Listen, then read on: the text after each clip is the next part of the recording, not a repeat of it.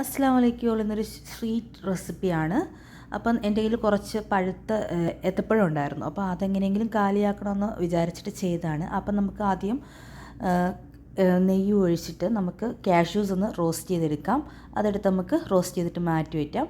അതേ നെയ്യിൽ തന്നെ നമുക്ക് കുറച്ച് ബ്രെഡ് സ്ലൈസസ് അരികൊക്കെ കട്ട് ചെയ്തിട്ട് അതും ഒന്ന് പൊടിച്ചിട്ട് അതും ആ ബ്രെഡ് ക്രംസും ഒന്ന് നല്ലോണം റോസ്റ്റ് ചെയ്തെടുക്കാം. ഗോൾഡൻ കളർ ആയിട്ട് റോസ്റ്റ് ചെയ്തെടുക്കണം. നല്ല ക്രിസ്പി ആയിട്ട് റോസ്റ്റ് ചെയ്തെടുക്കണം. കുറച്ച് നേരം ആവും, പക്ഷേ ഇങ്ങനെ തന്നെ റോസ്റ്റ് ചെയ്തെടുക്കണം. അപ്പോഴാണ് ആ ടേസ്റ്റിൻ്റെ യഥാർത്ഥ ടേസ്റ്റ് നമുക്ക് കിട്ടുക.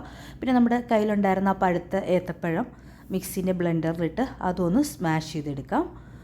അപ്പം അത് ഞാൻ സ്മാഷ് ചെയ്ത് റെഡിയാക്കി എടുത്തിട്ടുണ്ട്.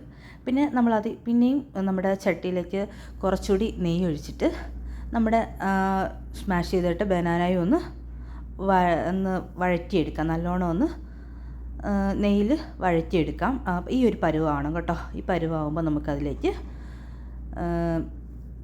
ആവശ്യത്തിനുള്ള പഞ്ചസാര ആഡ് ചെയ്ത് കൊടുക്കാം. നമ്മളിതിലേക്ക് മിൽക്ക് മേഡ് ചേർക്കുന്നുണ്ട്. അപ്പോൾ അതിനനുസരിച്ചുള്ള ഷുഗർ വേണം ആഡ് ചെയ്യാൻ. നമ്മുടെ ബനാനക്ക് നല്ലോണം ഷുഗറുണ്ട്. അപ്പോൾ അതിനനുസരിച്ച് വേണം നമ്മളിതിലേക്കുള്ള പഞ്ചസാര ആഡ് ചെയ്ത് കൊടുക്കാൻ.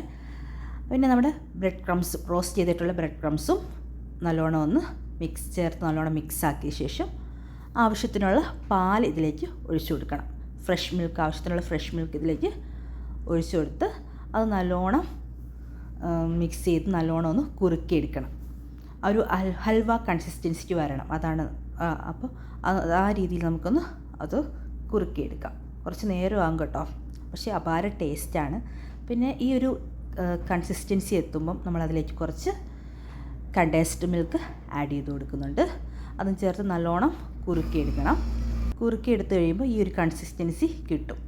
അപ്പോൾ ആ സമയത്ത് നമുക്കതിലേക്ക് കുറച്ച് നമ്മൾ ഫ്രൈ ചെയ്ത് വെച്ചേക്കുന്ന കാഷ്യൂസ് ആഡ് ചെയ്ത് കൊടുക്കാം. പിന്നെ അവസാനം കുറച്ച് നെയ്യും കൂടെ ആഡ് ചെയ്താൽ അപാര ടേസ്റ്റാണ് കേട്ടോ. ഇത് ഇപ്പം നമ്മൾ കഴിക്കുന്നതിനേക്കാളും പിറ്റേ ദിവസം വെച്ച് കഴിക്കുമ്പോൾ അതിനപ്പുറം ടേസ്റ്റാണ്. അപ്പോൾ എല്ലാവരും ട്രൈ ചെയ്ത് നോക്കുക.